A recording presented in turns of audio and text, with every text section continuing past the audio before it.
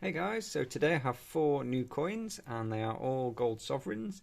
We have 4 different dates, 2 different monarchs, and 3 of them are George V, one of them would be Edward VII.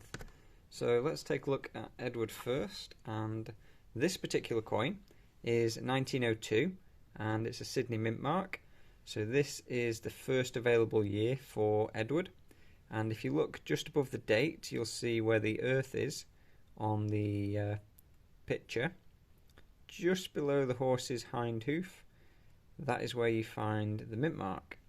So yeah, we've got a nice 1902 sovereign here.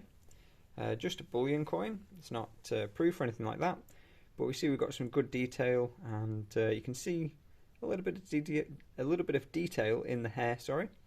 There's also an ear, which is a good sign. You know, we don't want that worn away.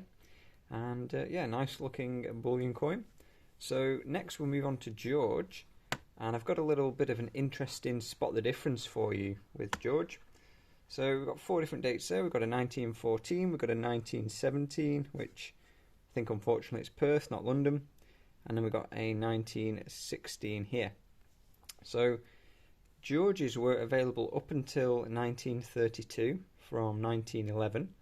And there are different mint marks, so you can get coins from the India Mint, from the Canadian Mint, so Ottawa, and obviously the Australian mints. So quite a bit of variety. Now, you also have 2 different portraits for George. You have the large head, what is known as, and the small head. Okay, so here we have side by side. One is a large head, one is a small head. And I'll let you have a little look here and try and guess which is which. So when I heard of the names, clearly I was looking at the head first to, see the difference. Now you might not notice it in a passing glance, but when you know what to look for, it's really obvious. And I'm surprised I hadn't noticed it before. Easier. So the final 4 years, which are the small head, are on the right hand side. The prior years, so 1928 and down to 1911, on the left. Now, if you look on the legend of the coin, that's the text around the outside, and then go just outside the legend, but not quite as far as the rim. So I'll point that out for you now. So here we have the legend, the text around the outside, and if you look just inside the rim here, we have denticles, but no sort of inner rim. So if you look at this one on the right, it looks a bit like a train track going around the outside. If you remember a train track, that's probably the easiest thing on the final 4 years. So you can see here that bit of a train track compared to just the denticles on the left.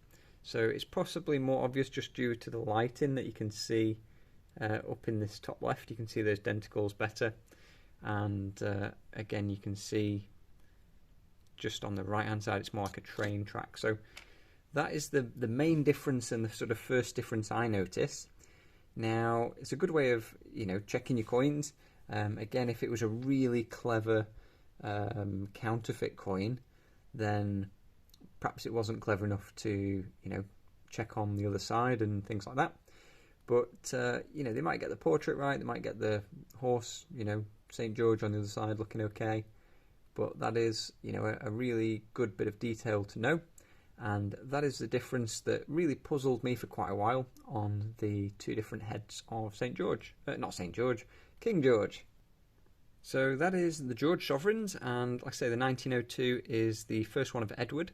So I think with Edward I have 3 more dates that I need for the full sort of run of Edwards. And the Georges, there's quite a lot more of them, so they span from 1911 to 1932.